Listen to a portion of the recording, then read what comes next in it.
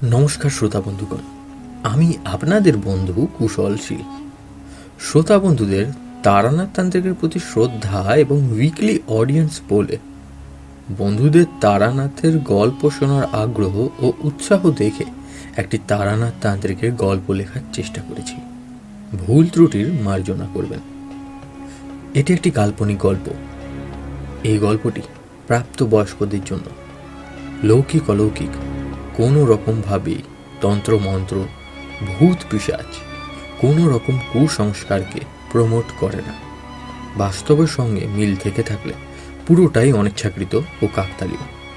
গল্পে উল্লেখ তান্ত্রিক প্রক্রিয়ার বিধি পুরোটাই সাজানো।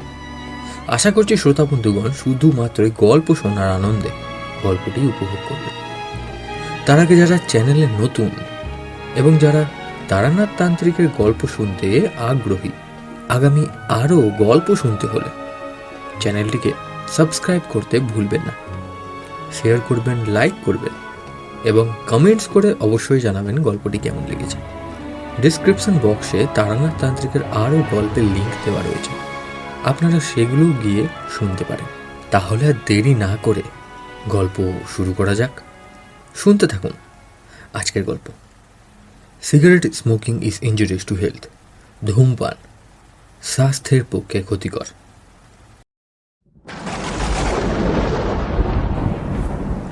সেদিন সকাল থেকেই ঝড় বৃষ্টির তুমুল লীলা চলছিল। অফিস থেকে বেরিয়ে দেখি রাস্তায় হাঁটু ভর্তি জল জমে গেছে। তখনও হালকা বৃষ্টি ক্রমশ হাওয়ার সঙ্গে তাল মিলিয়ে কলকাতা শহর জুড়ে খেলা করেই চলেছে। এই সময় ট্যাক্সি পাওয়া যাবে না। আমার মাথায় তখন একটা বুদ্ধি খেলে গেল। তারানাথের বাড়ি আমার অফিসে থেকে খুব একটা দূরত্ব নয়, একটু কষ্ট করে হেঁটে যেতে হবে এই আর কি। আমি আর দেরি না করে শটাং এগিয়ে পড়লাম তারানাথের বাড়ির উদ্দেশ্যে। ছপাত ছপাত করে রাস্তা দিয়ে হাঁটু ভর্তি জলে হেঁটে যাচ্ছি। শেষমেশ মঠ লেনে তারানাথের বাড়ির দরজার কাছে এসে দাঁড়ালাম। দরজার কড়া নাড়িয়ে ঘা দিতে যাব, ভেতর থেকে তারানাথের আওয়াজ এলো, আশ্চর্য, তিনি বুঝলেন কি করে যে আমি এসেছি? তিনি তো সবাইকে তার বাড়ির ভেতরে এরকম করে আসতে বলেন না। আমি যতটা চিনি তারানাথ খুব একটা মিশুক লোক যে বটে তা একদমই নয়।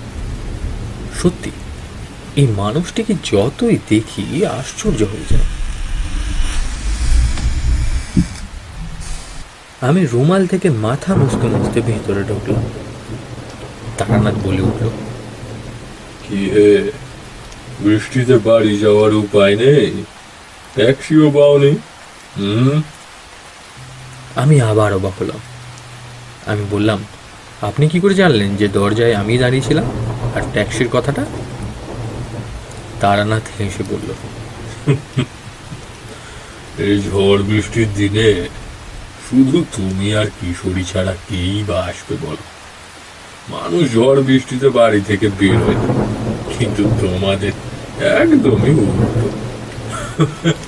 হো হো করে হেসে উঠল। আর ট্যাক্সি, এই হাঁটু ভর্তি জলে কোন ট্যাক্সি বা গাড়ি তোমায় নিয়ে যাবে বলে ভাবছো? আমি বললাম, তাও ঠিক, তবে আজ কিশোরী নেই, আমি কিন্তু একা এসেছি। কিশোরী কামাখ্যা গেছে পুজো দিতে, আজকালে ফিরবে বলছিল। তারানাথ মুচকি হেসে বলল, একটু দরজার দিকে দেখো তো, কিশোরী এলো বলে। আমি পেছন ফিরে তাকাতেই দরজায় এলাম। তারানাথ আর আমি দুজনেই একসঙ্গে বলে উঠলাম, চলে এসো। তারপর দুজনেই হেসে উঠলাম।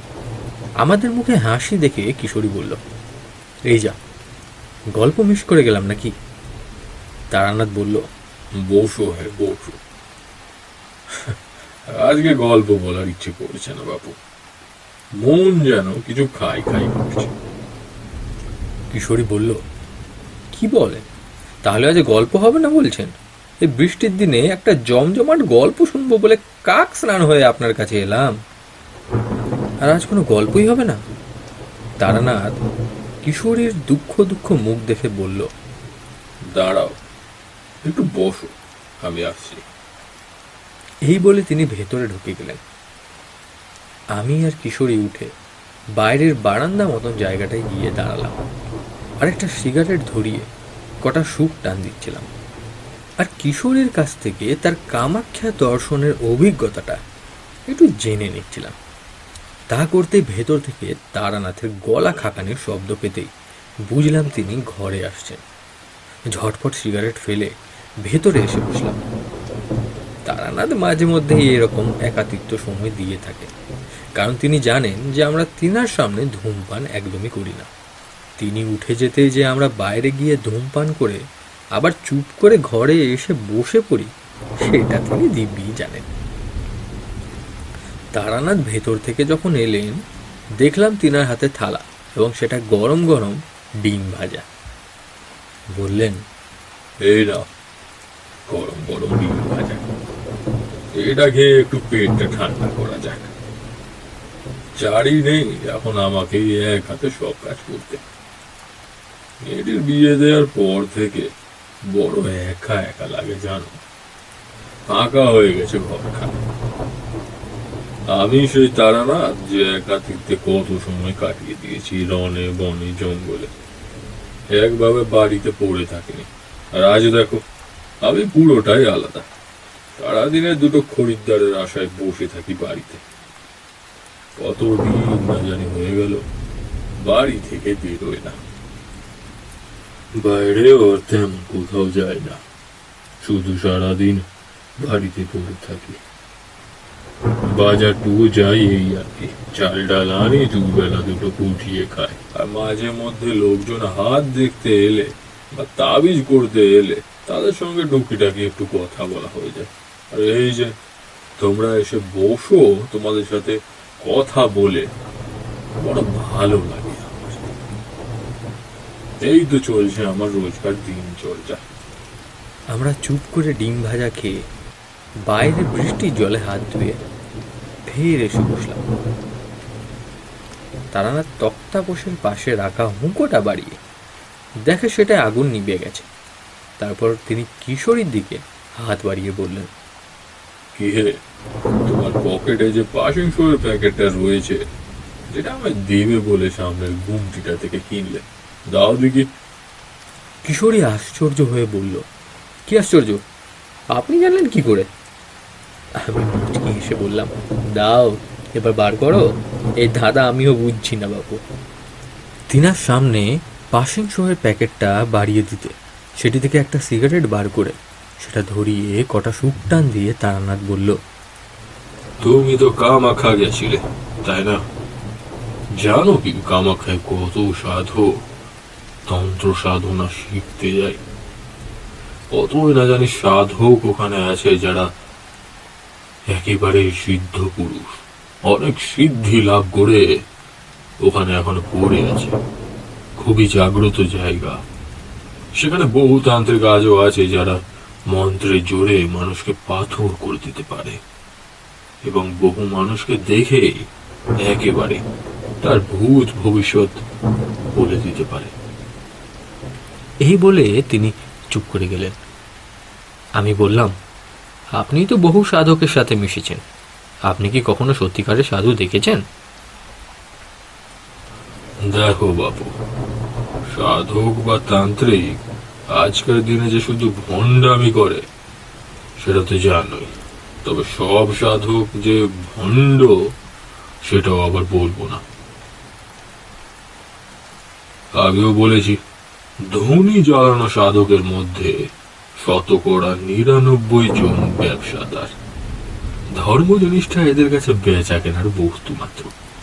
ক্রেতাদের ঠকাবার বিপুল কৌশল ও আয়োজন এদের আয়াত্তাধীন। আর সাধারণ মানুষ অত্যন্ত বোকা, এদের ঠকানো খুবই সহজ, বিশেষত ধর্মের ব্যাপারে। সে যাক সেসব কথা। আমি ধনী জ্বালানোর সেসব ব্যবসাদার সাধু ও সত্যিকারের সাধু, এই দুই রকমই সাধুই নিজের জীবনে দেখেছি। তবে সত্যিকারের সাধকের সঙ্গে একবার আমি মুখোমুখি হয়েছিলাম। এটাও অনেক গল্প। শুনবে? বলি তাহলে শোনো। ত্রিবেণী নদীর ধারে একটি ক্ষুদে গ্রামের সীমানায় স্থিত একটি রক্ষাকালীর মন্দিরে আশ্রয় নিয়েছিলাম। শীতকাল, আমি গাছের ডালপালা কুড়িয়ে আগুন করব বলে জোগাড় করছি। বাইরে তখন সনসনিয়ে হাওয়া বইছে। কোন রকম করে গেরুয়াটা আঁকড়ে ধরে আছি, বুঝেছ? সেই সময় দেখি মন্দিরের সামনের চবুতরায় একটি সাধু বাবাজি কখন এসে আস্তানা গেড়েছেন লক্ষ্যই করিনি। মাথায় পাকানো বড় বড় জট, গাল ভর্তি সাদা ধপধপে ধাড়ি, গলায় কয়েকটা বড় ছোট মিলিয়ে রুদ্রাক্ষের মালা। তিনি তার পুটলির উপর ডান হাতের ভরে শুয়ে এবং এক পা ভাঁজ করে হাঁটুর উপর আর একটি পা চাপিয়ে চিলিম দিয়ে গাঁজা সেবন করছেন। সাদা ধপধপে ধোঁয়া হাওয়ায় মিশে যাচ্ছে। দেখে মনে হলো এটি কোনো সিদ্ধ পুরুষ হবে হয়তো, কিন্তু আমি এর আগে বহু এরকম সাধু দেখেছি যারা এইভাবে সেজে মানুষ ঠকায়। তাই আমি নিজের জ্বালান কাঠ জোগাড় করে মন্দিরের ভেতর ঢুকিয়ে এলাম। সন্ধে নেমে এসেছে, বাইরে তখন অন্ধকার। উঠে একবার দেখি বাবা তখনও একই ভঙ্গিতে শুয়ে আছেন। বাইরে শিরশিরে হাওয়া ক্রমশই বেড়ে যাচ্ছে। আমি তীরার কাছে গিয়ে অনুরোধ করে বললাম, বাবা আপনি ভেতরে এসে বসুন, বাইরে আপনার শীত করবে। ঠান্ডায় এরকম বাইরে বসে থাকবেন না, আসুন মন্দিরের ভেতর বসবেন, আসুন। আর তাছাড়া আমার কাছে যে খাবার আছে আর দুজনে দিব্যি হয়ে যাবে, আসুন।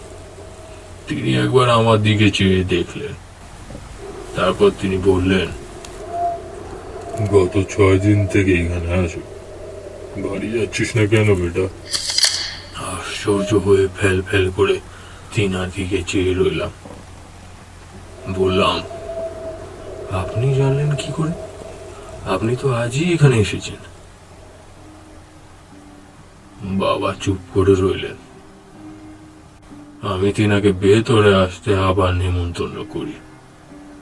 তিনি পুটলি নিয়ে ভেতরে এসে বসলেন। মোমবাতির আলোয় তিনার মুখও দর্শন করলাম। কি তেজ তেনার দুটি চোখে, একভাবে যেন তাকানো যায় না।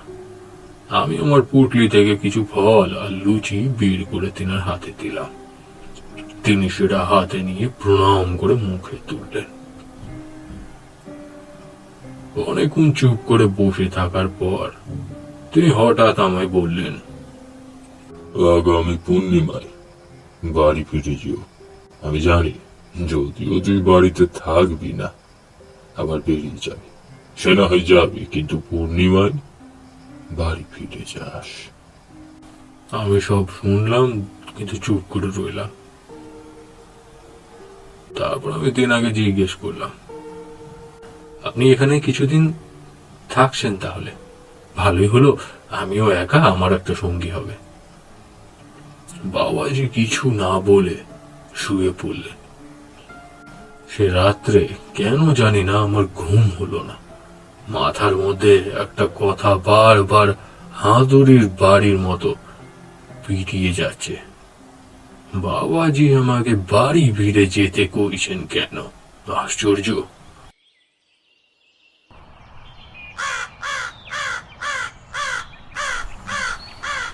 ভোরবেলা পাখির কোলাহলে চোখ খুলে যেতে দেখি পাশে বাবাজি নেই। মনটা একটু খারাপ হলো। তারপর নিজেই ভাবলাম তিনি হয়তো এক রাত্রের বেশি কোথাও আস্তানা গাড়েন না। উঠে মুখে জল দিয়ে ঘাড়ে পুটলি নিয়ে বেরিয়ে পড়লাম গ্রামের রাস্তায়। এক মনে চলে যাচ্ছে গ্রামের মাটির রাস্তা ধরে। দেখলাম একটি মাঠের মধ্যে বিশাল বট গাছের নিচে অনেক ভিড় করে লোকজন গাছটিকে ঘিরে দাঁড়িয়েছে। সেখানে গিয়ে দেখি বাবা গাছের গোড়ায় বসে আছেন এবং মানুষজন তাকে ঘিরে হাত জোর করে বসে নানান প্রশ্ন করছেন। আর বাবাজি সবার প্রশ্নের উত্তর দিচ্ছেন। একটি বৃদ্ধ বাবাকে জিজ্ঞেস করছেন, বাবা, আমার ছেলের বিয়ে হয়েছে 2 বছর হলো, এখনো তার কোনো সন্তান হয়নি। আমি নাতি সুখ থেকে কেন বঞ্চিত বাবা? বেঁচে থাকতে কি নাতি নাতনির মুখ দেখতে পাবো না? বাবা চুপ করে কিছুক্ষণ চোখ বন্ধ করে বসে রইলেন, তারপর বললেন, আজ থেকে ঠিক 3 মাস পর তোর ঘরে সুখবর আসবে। যা, চিন্তা করিস না, যা এবার যা দেখি। বৃদ্ধ লোকটি হাত জোর করে প্রণাম করে হাসি মুখে, তাই যেন হয়, তাই যেন হয়, জয় বাবা, বলে চলে গেলেন। অনেকক্ষণ এরকমই চলল। তারপর ফাঁকা হতে আমি তিনার সামনে গিয়ে দাঁড়ালাম। এই যে, তুই দাঁড়িয়ে আছিস কেন? এদিকে আয়, আয় আমার কাছে আয় দেখি। তারপর তিনি বসতে বললেন। তিনার পাশে বসতেই আমাকে একটি কলা দিয়ে তিনি বললেন, নে, সকাল থেকে তো কিছু খাসনি, খা। আপনি এত কিছু জানেন কি করে বাবা? মানুষের ভূত ভবিষ্যৎ এসব আদেও জানা যায়?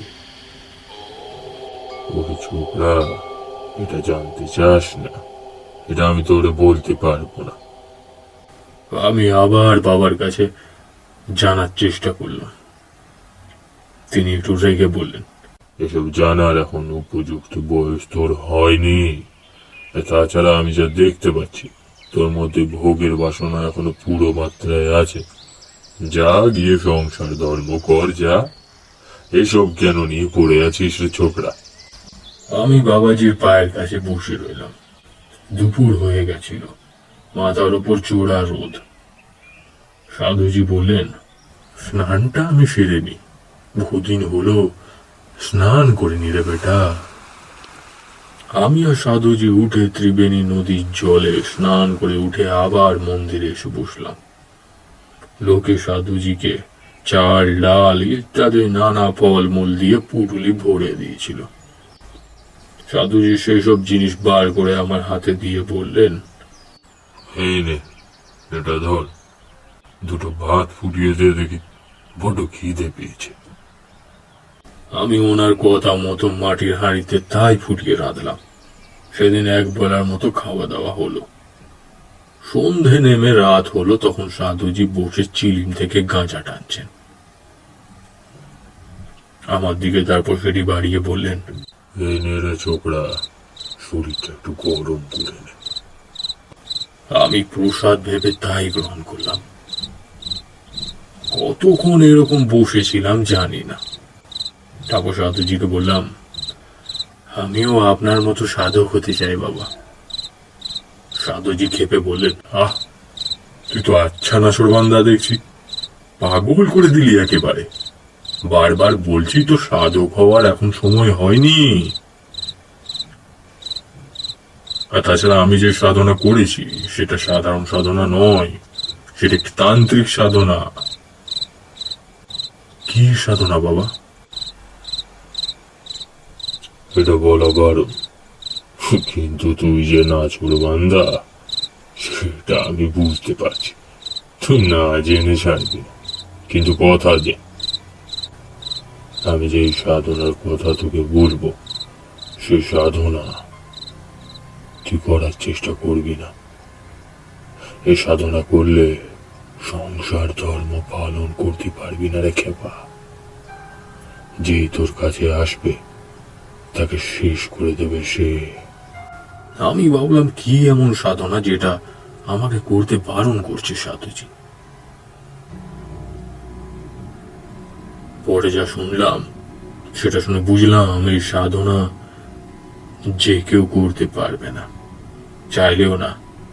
আর যদি আমি সে সাধনা করতাম, হয়তো আজ তোমাদের সামনে বসে থাকতাম না, সুখী হতে পারতাম না, বা হয়তো মৃত্যুর পর আমার আত্মা শান্তিও পেত না। ঘুরে বেড়াতে হতো এই কুল ও কুল মুক্তির জন্য। আমরা ফ্যাল ফ্যাল করে তারানাথের গল্প শুনছিলাম। শিরশিরে বাতাস বাইরের জানলার বুক চিরে আমাদের ছুঁয়ে যাচ্ছিল একবার করে। আমার জামা ভিজে ছিল, তাই মাঝে মধ্যে আমি কেঁপে উঠছিলাম। জানলার দিকের মেঘলা আলোর আভা নিভে এসেছে, বাইরে সন্ধে নামছে ক্রমশ। তারানাথ আবার বলতে শুরু করলেন। সাধু বাবাজি আমাকে বললেন, আমি যে সাধনা করেছি, মানুষের ভূত ভবিষ্যৎ কেন, চাইলে কাউকে এখানে বসে বসে আমি হত্যা করতে পারি। আমি তো শুনে কোন শক্তি আছে যে মানুষকে এখানে বসে বসে মেরে ফেলাও যায় রে বাবা? কোন শক্তির কথা বলছেন যিনি এখানে বসে বসে কোনো মানুষকে মেরে ফেলতে পারবেন? তারপর তিনি বললেন, আসলে আমি মানুষের ভূত ভবিষ্যৎ কিংবা কারোর ভালো খারাপ করার ক্ষমতা রাখি না। নিজের শক্তি দ্বারা আমি কিছুই করতে পারি না। কি বলছেন? কিছুই বুঝছি না বাবা। আপনি করেন না? আমি নিজের চোখে দেখলাম সবার সামনে বসে আপনি ভবিষ্যৎবাণী করছিলেন। সে করে, সে আমায় সব জানিয়ে দেয়। আমি যা জানতে চাই, যা দেখতে চাই, সে আমায় সব জানিয়ে দেয়। আমার কানে কানে সে সব বলে দেয়। সে কে বাবা? আমি যা জানতে চাই, পিশাচিনী আমার কানে এসে হেলে হেলিয়ে সাপের ফোনার মতো ফিস ফিস করে সব জানান দিয়ে যায়। আমি যে সিদ্ধি প্রাপ্তি করেছি সেটার নাম কর্ণ পিশাচিনী।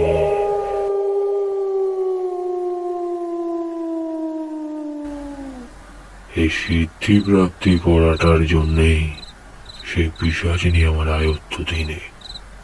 সে আমার সব কাজ করতে বাধ্য।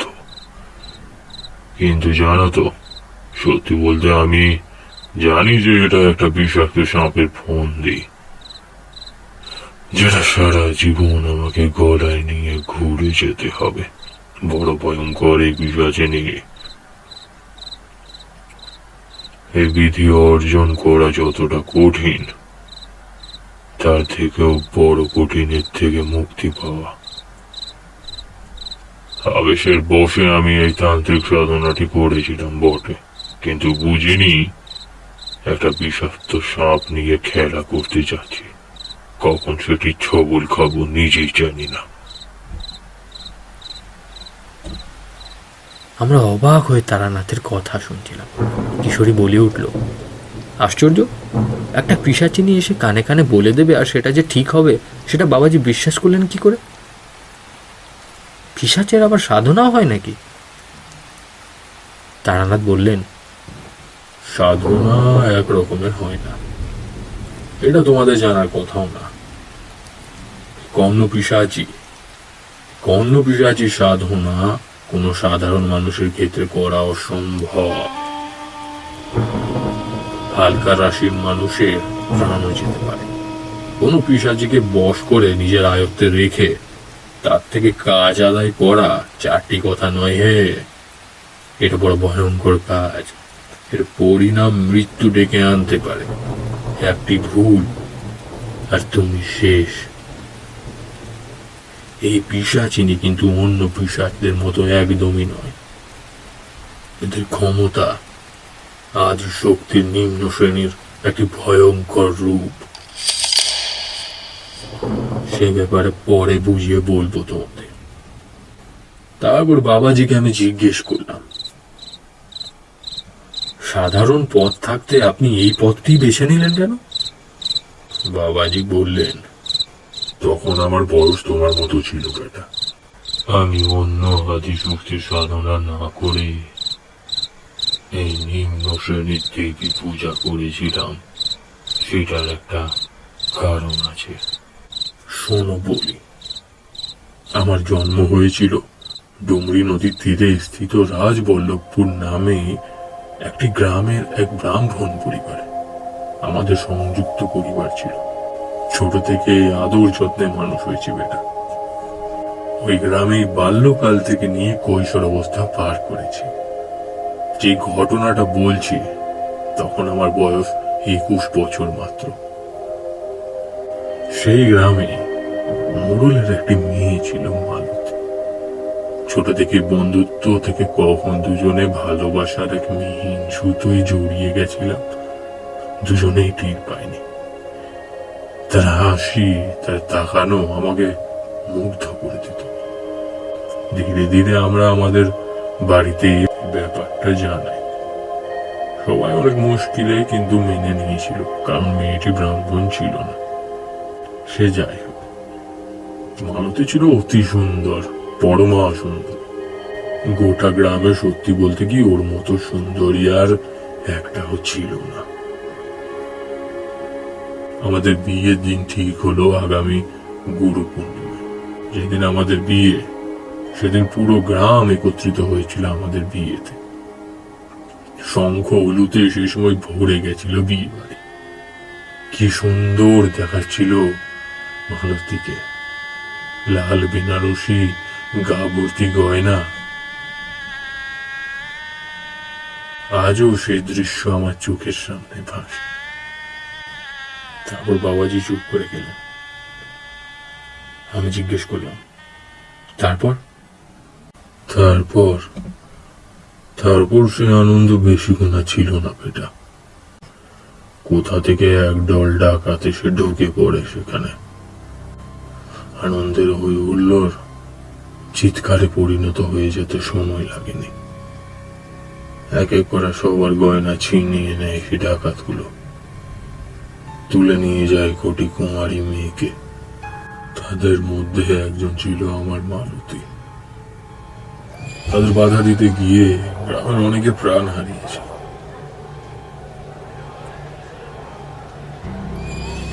মালতীর চুলের মুঠি ধরে টেনে নিয়ে যাওয়ার সময় বাবা সহ আমি আটকাতে গিয়েছিলাম তাদের। ডাকাতের মধ্যে একজন বাবাকে ধাক্কা মেরে ফেলে দেয়, আর বাবা সোজা গিয়ে পড়ে অগ্নিযজ্ঞে। চোখের সামনে যাকে ভালোবাসি তার চিৎকার সহ্য করতে পারছিলাম না। বাঁচাও বাঁচাও এর চিৎকার আমার কানে অসহ্য লাগছিল।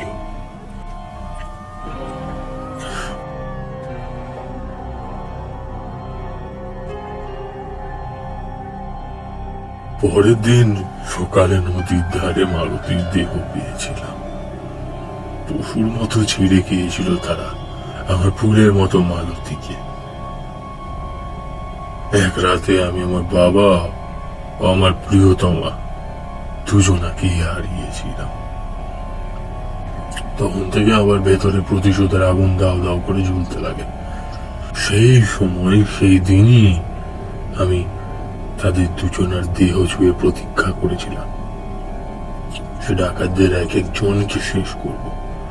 যতদিন না তাদের শেষ করছি আমি ততদিন গৃহত্যাগ করব। তাদের খোঁজে আমি রাতের বেলায় মাঠে, শ্মশানে, রাস্তায় রাস্তায় খুঁজে বেড়াতাম, ঘুরে বেড়াতাম। যদি কোথাও বেটাদের দেখতে পাই সব কটাকে আমি শেষ করব। আমি জানি না আমি কিভাবে তাদের শেষ করব, কিন্তু আমার ভেতরে তখন প্রতিশোধের আগুন টগবগ করে ফুটছিল।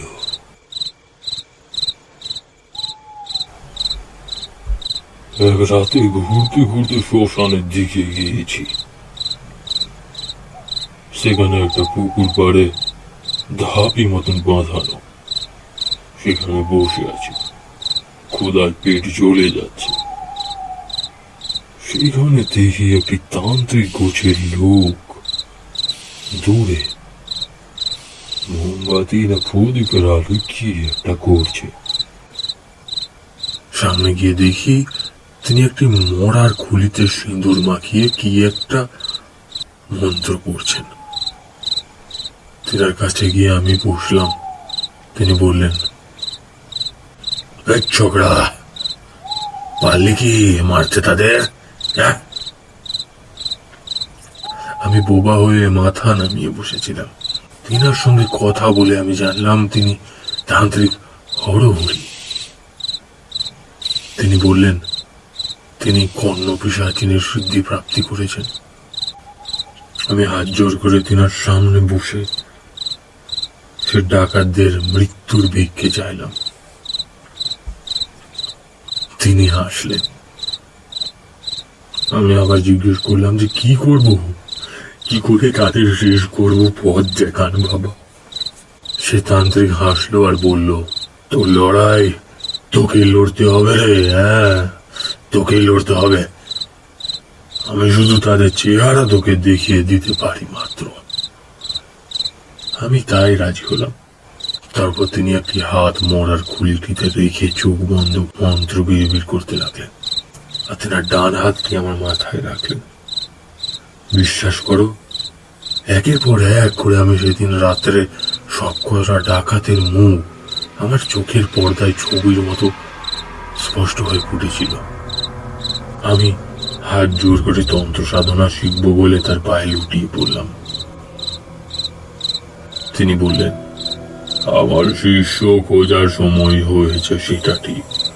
শিষ্য যখন হবি বলছিস তাহলে আমি তোকে এই তান্ত্রিক বিদ্যা দিতে পারি, তবে আমি শুধু তোকে শিষ্য বেছে নিতে পারি, ব্যাস ব্যাস। এই বিদ্যা নিতে হলে তোকে স্বয়ং সাধনায় বসতে হবে। আমি রাজি হলাম। তার আগে শুনে নে, একটা সময় পর কিন্তু তোকেও শিষ্য বেছে নিতে হবে, নইলে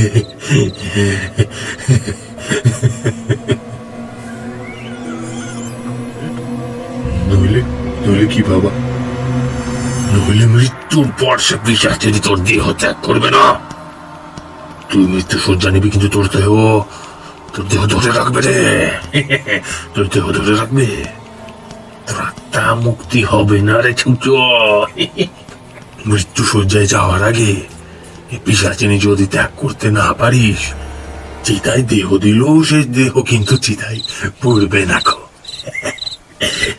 বড় ভয়ঙ্কর এই তান্ত্রিক ক্রিয়া, আরেকবার ভেবে নে।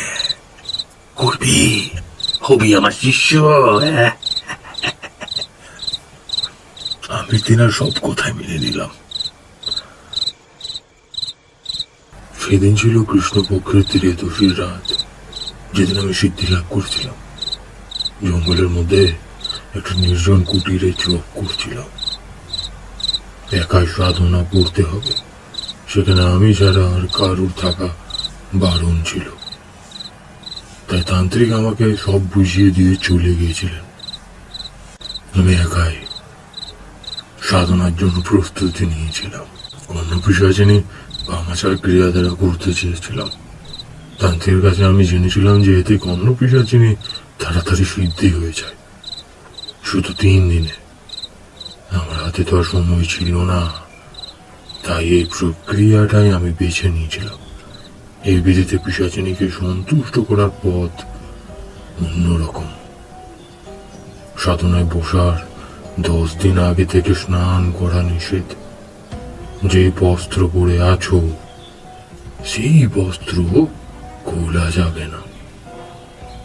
মদ মাংস ভোগ করতে হবে। সাধনায় বসার 3 দিন আগে কালো পাঁঠার বলি দিয়ে সেটির রক্ত সারা গায়ে ছিটিয়ে নিলাম। শ্মশান থেকে আনা একটি খুলি, তাতে সিঁদুর লাগিয়ে লাল করে সেটার উপর কালো পাঁঠার মুন্ডটি রেখে তাতেও রক্ত ছিটিয়ে আহ্বান করে ধ্যানে বসলাম। তান্ত্রিক যেমন আদেশ দিয়েছিল আমি তাই করে যাচ্ছিলাম। শুধু তান্ত্রিক আমার গলায় হাড়ের মালা পরিয়ে দিয়েছিলেন ও হাতে একটি হাড়ের মালা দিয়ে বলেছিলেন, ক্রমাগত এই 54টি হাড়ের টুকরো জুড়ে পুঁথিত এই মালা হাত থেকে সরাবি না, এটা দিয়ে জপ করবি। যতক্ষণ না সে আসছে মন্ত্র থামাবি না। শেষ 3 দিন আগে নিজের মূত্র পান করে সেটি গায়ে ছিটিয়ে তাকে আহ্বান করতে হবে। যতটা সম্ভব ময়লা থাকতে হবে। তিনার কথা মতো আমি তাই করে যাচ্ছিলাম। একদিন, 2 দিন, এরকম করে 3 দিন কেটে গেল। তারপর এলো কৃষ্ণপক্ষের ত্রয়োদশীর রাত। আমি ভেবেছিলাম আমার সাধনা হয়তো ব্যর্থ হলো। এবার আমি আর এইভাবে বসে থাকতে পারছি না। অন্ধকার ঘর, যেখানে আলোর চিহ্ন মাত্র নেই, খাওয়া নেই, দাওয়া নেই, নিজের শরীরে দুর্গন্ধে আমি নিজেই থাকতে পারছিলাম না। আমি ঝিমিয়ে পড়ছিলাম বারে বার। হঠাৎ আমার গা ভারী হয়ে উঠল। একটা মাংস পচা, অতি বিশ্রী একটা ঝাঁঝালো দুর্গন্ধ। ডালির চালের সে গোটা ঘর দুর্গন্ধময় হয়ে উঠল। আমার মনে হলো কেউ আমার চারিপাশে গোল গোল করে ঘুরছে। তখন আমি বুঝলাম যে সে এবারে এসেছে। ভয় পেলে আজ আমার মৃত্যু নিশ্চিত, আর সেটা আমি জানি। কানের কাছে সে বলে উঠল, আমি এসেছি, বল তোর কি সাধ।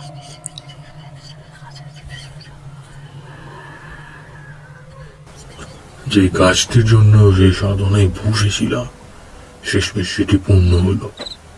আমার আদেশ মতো সে পিশাচিনী সব কটা ডাকাতের মুন্ডু কেটে ধর থেকে আলাদা করে আমার সামনে এনে ফেলেছিল। সেদিন দেখেছিলাম সে পিশাচিনীর উগ্র রূপ। তার বিবরণ করা অতি কঠিন হে, সেটি আমি তোমায় বলেও বোঝাতে পারবো না। এসবের পর থেকে আমি আর ঘরে যাইনি, ঘুরে বেড়াই এদিক সেদিক। জীবনের আর কটাই বা দিন বাকি আছে, কেটে যাবে একই রকম। তবে যাওয়ার আগে আমি আমার শিষ্য পাবো কিনা জানি না। যতদিন আমি এই অন্য পিশাচিনী কাউকে না দেব, ততদিন আমার মুক্তি হবে না। বাবাজি আরো কিছু বলেছিলেন সে সাধনা নিয়ে, এই বিধি নিয়ে। আমি তোমাদের সবটা খুলে বলিনি, ওসব বলাও যায় না। যাই হোক, সেদিন বাবাজির সাথে কথা বলে সারা রাত ঘুমাইনি। চোখের পাতা এক করতে পারছিলাম না। পরের দিন ছিল পূর্ণিমা। আমি তিনার কথা মতো নিজের বাড়ি গেলাম। দেখলাম আমার বাবা তখন মৃত্যু শয্যায়। তিনি নাকি শেষবারের মতন আমাকে দেখতে চাইছিলেন। তিনার কথা মতো সময় মতো আমি বাড়ি গিয়েছিলাম, তাই শেষবারের মতন তিনাকে আমি দেখতে পেয়েছিলাম। বাবা আমার হাত ধরে কি একটা বলতে চাইছিলেন, কিন্তু বলতে পারলেন না। আমার হাত ধরে তিনি চোখ বন্ধ করলেন। আমি মনে মনে সেদিন বাবাজিটিকে প্রণাম করলাম। তিনি না বললে হয়তো আমি বাবাকে শেষবারের মতো দেখতে পেতাম না। এই বলে তারানাথ গল্প থামালেন, আর সিগারেটের শেষ অংশটি নারকেলের মালায় গুজে দিলেন। হ্যালো বন্ধুগণ, কেমন লাগলো গল্পটি? আশা করছি গল্পটি আপনাদের ভালো লেগেছে। যদি গল্পটি ভালো লেগে থাকে তাহলে চ্যানেলটিকে সাবস্ক্রাইব করতে ভুলবেন না। আমি আবার আগামী সপ্তাহে নতুন গল্প নিয়ে প্রস্তুত হব আপনাদের কাছে। ততদিন সুস্থ থাকুন, ভালো থাকুন, শুনতে থাকুন লৌকিক অলৌকিক। নমস্কার।